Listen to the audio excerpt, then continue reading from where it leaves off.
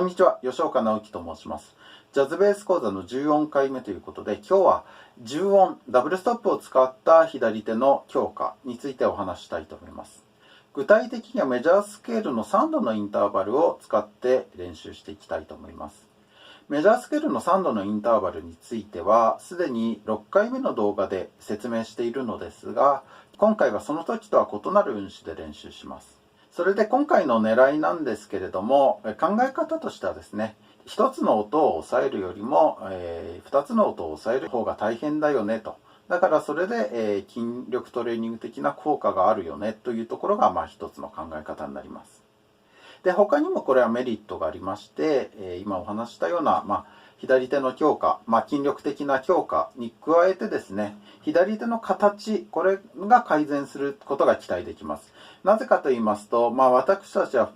日頃ですね、単音、一つの音を弾いているわけですけれども、その時よりもですね、2つの音を同時に押さえる方が、指先をきちんと意識することができる。1つの音を弾く場合でもですね、本来であれば4本の指、すべての指にですね、意識が通わなければいけないはずなんですが、ついついやっぱり出ている音、つまり指番号の指にだけ意識が行きがちですよね。しかしダブルストップで押さえると少なくとも2つの音には意識が行くわけですから、それで左手の形とか左手への意識というのがですね、今まで以上にきちんと自覚できるようになると。そのように考えます。それから、ピッチ、これが改善します。最初のうちはなかなか正しいピッチ、綺麗な3度をですね、演奏することはなかなか難しいんですが、それがきっかけになってピッチの改善になる。これがとてもいい流れになっていくのではないかなと思います。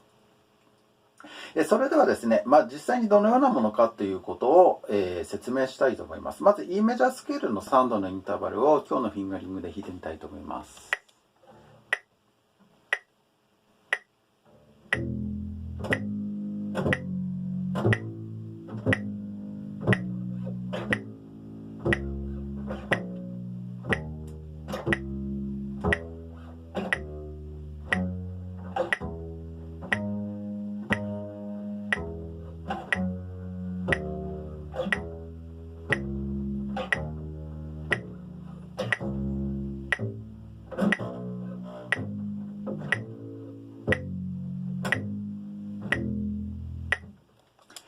このようになります。最初の3度のペア、これはですね、どうしても E 弦の上にしか、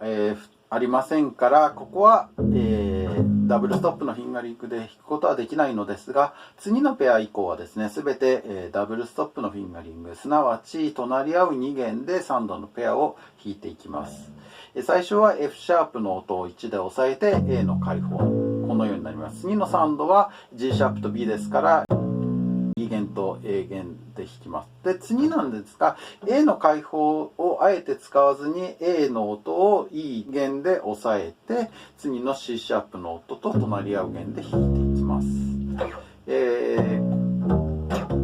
これはよろしいですね。で、その次の D シャープの音もですね、A 弦の4の指であえて取って、F シャープとのペアを隣り合う2弦で作っていきます。で、最後も同様です。で、このようになります。それでですね、本日の練習の狙いについてはですね、次の A メジャースケールの3度のインターバル以降で説明していきたいと思います。それでは A メジャースケールの3度のインターバルを8分音符で弾いてみたいと思います。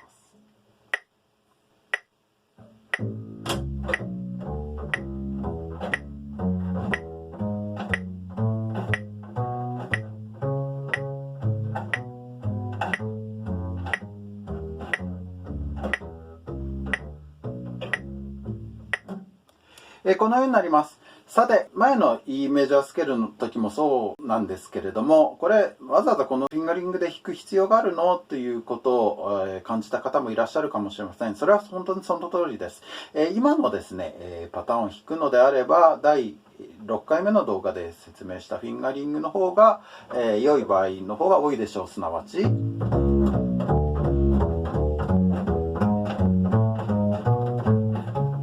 この方が、機能的だし慣れているし、リスクも少ないでしょう。しかしですね、例えば3度のインターバルを繰り返すような場合ですね。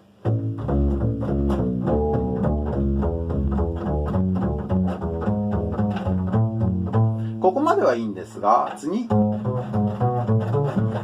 このような動きになってしまいますよね。そうしますと、これが非常に弾きにくいし、ピッチも安定しません。ですから、そのような場合はやっぱり、ダブルストップで押さえておいて、右手だけで弾いた方がですね、安全にしかも安定して弾くことができるということです。このようなメリットがあります。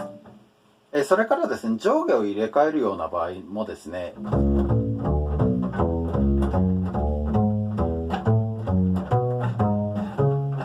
最後です。割と大きな跳躍が発生します。これ A なのでまだいいんですが、よりちょっと高い音域になるとですね、これが非常にバタバタして、不安定になります。そうならないように、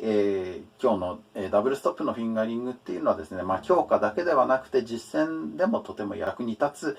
運指だということを理解していただければと思います。それでは、次 D メジャースケールの3度を演奏するんですが、先ほど演奏したようにですね、上の音と下の音を入れ替えて、練習してみたいと思います。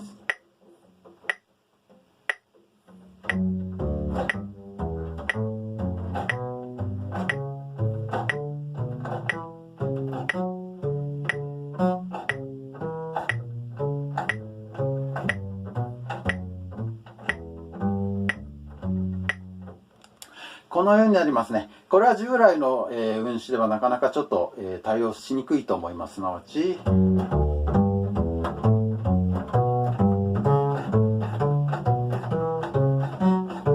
弾けなくはないかもしれませんが、下りは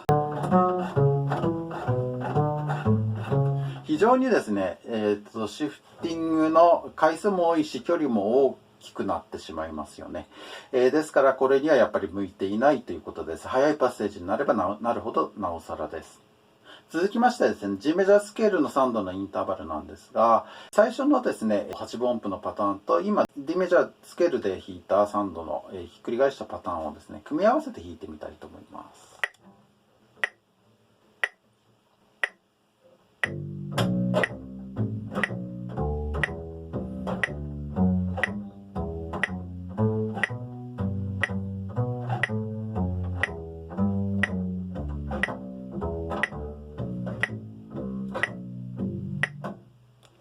このようになりますね。このようなこともですね、どのパターンを弾くのでも左手の運指は全く一緒で、右手の弾く順番を変えるだけでこのようなことができるというところが、とても重要なポイントです。ぜひ理解していただければと思います。続きまして C メジャースケールの、3度のインターバルなんですが、今度は今のパターンをですね、ひっくり返して交互に弾いてみたいと思います。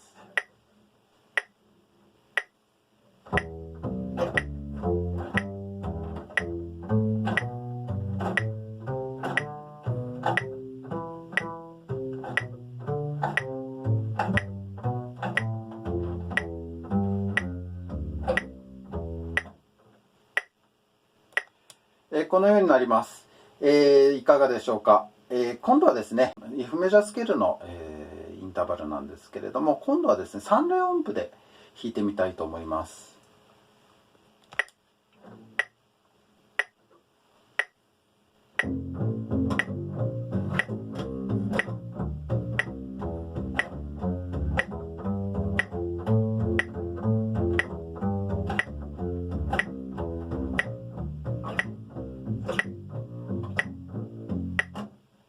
このようになります。この場合もですね、左手は全く同じ運指で、右手だけで、音のパターンを決めているということです。では、B フラットのメジャースケールの3度のインターバルなんですが、今度は同じく3連なんですが、上下を入れ替えてみたいと思います。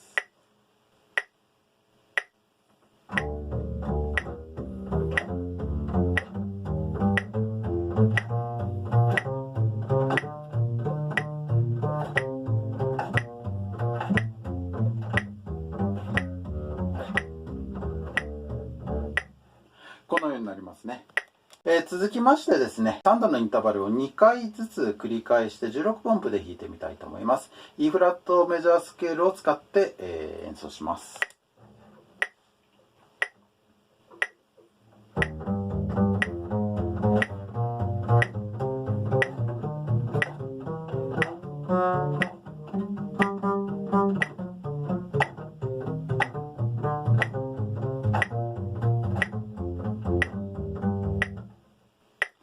このようになるかと思います。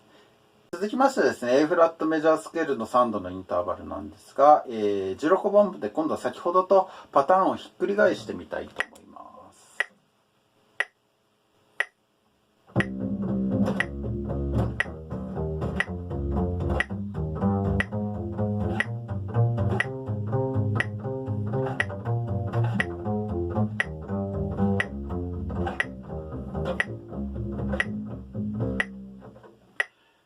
このようになります。続きまして、D フラットメジャーの3度のインターバルなんですけど、今の2つのパターンを交互に弾いてみたいと思います。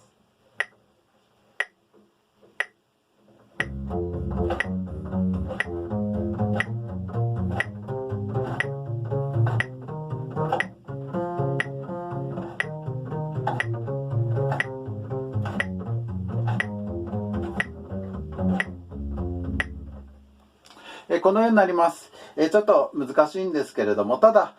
これはですね、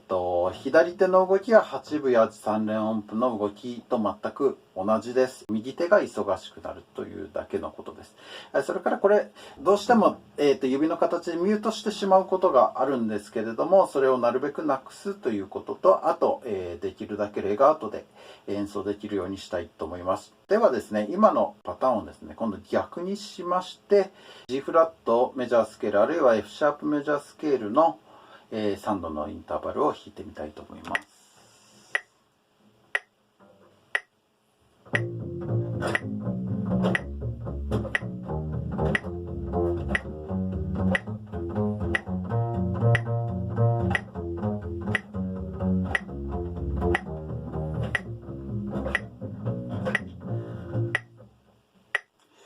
このようになります。非常に難しいんですけれども、やってることはシンプルですね。実際にはもうちょっとゆっくりのテンポから始めたら良いかなとは思いますけれども、このように8分音符で普通に弾いても、逆に弾いてもですね、3連音符で弾いても16分音符で弾いても、そのいろいろなパターンを組み合わせても、いずれにしても、左手の運指は全く共通しているということですね。すなわち10音で弾いてるのと同じ左手の運指で、右手のパターンだけでこのようにいろいろな組み合わせで演奏することができるということです。これは非常に主にソロにおいてもですね、たまにはベースラインでも役に立つことがあるんですけれども、とても実践的なフィンガリングにもつながっていきますので、ぜひこのエクササイズを皆様の練習メニューに加えていただければと思います。で、最後に B メジャースケールなんですけども、せっかく10音のですね、練習ということだったので、10音で、弾いてみたいと思います。10音で弾きますけれども、左手のですね、運指っていうのは全く一緒だということですね。今までのどのパターンとでも一緒だということです。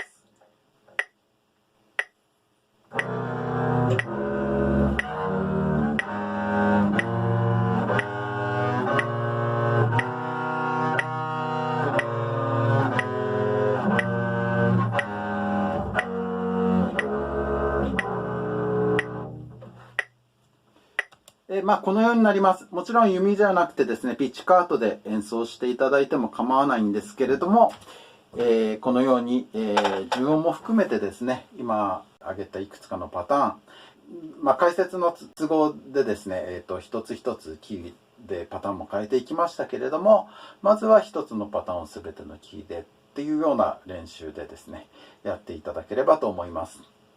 今日の内容はここまでになりますね。